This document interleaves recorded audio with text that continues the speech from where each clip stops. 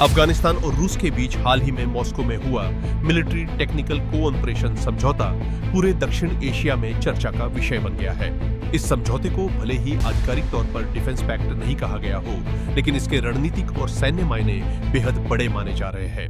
खास बात यह है कि इस समझौते के बाद तालिबान सरकार के रक्षा मंत्री मुल्ला मोहम्मद याकूब के बयानों ने पाकिस्तान की चिंता और बढ़ा दी है।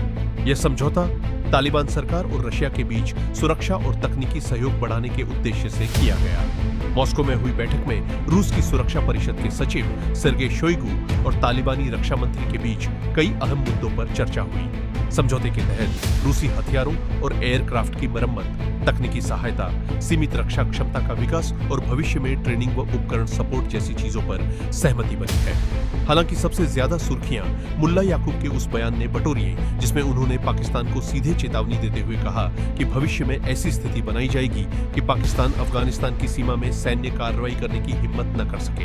यह बयान ऐसे समय आया है जब पिछले एक साल में पाकिस्तान और अफगानिस्तान के बीच कई बार सीमा तनाव, एयर स्ट्राइक और झड़पें देखने को मिली है। इसी बीच अफगानिस्तान की संभावित एयर डिफेंस क्षमता को लेकर भी चर्चाएं तेज हो गई है। मुल्ला याकूब ने कहा कि अफगानिस्तान को मजबूत एयर डिफेंस सिस्टम की जरूरत है और भविष्य में वह तय करेगा कि उसे यह सिस्टम किन देशों से लेना है। हालांकि उन्होंने सीधे तौर पर किसी सिस्टम का नाम नहीं लिया, लेकिन इसके बाद यह अटकलें तेज हो गई कि तालिबान सरकार रूस के S-300, S-400 या पैंटसिर जैसे आधुनिक एयर डिफेंस सिस्टम हासिल करने की कोशिश कर सकती है। अगर ऐसा होता है तो यह पूरे क्षेत्र के रणनीतिक समीकरण बदल सकता है। पाकिस्तान की सबसे बड़ी चिंता यही मानी जा रही है कि मजबूत एयर डिफेंस मिलने के बाद उसकी सीमा पार हवाई कार्रवाई मुश्किल हो सकती है। साथ ही तहरीक-ए-तालिबान पाकिस्तान यानी TTP को लेकर पहले से चल रहा तनाव और बढ़ सकता है। फिलहाल रूस और तालिबान दोनों इस समझौते को सिर्फ तकनीकी सहयोग बता रहे हैं, लेकिन इसके राजनीतिक और सैन्य संकेतों ने पूरे क्षेत्र में नई बहस छेड़ दी है।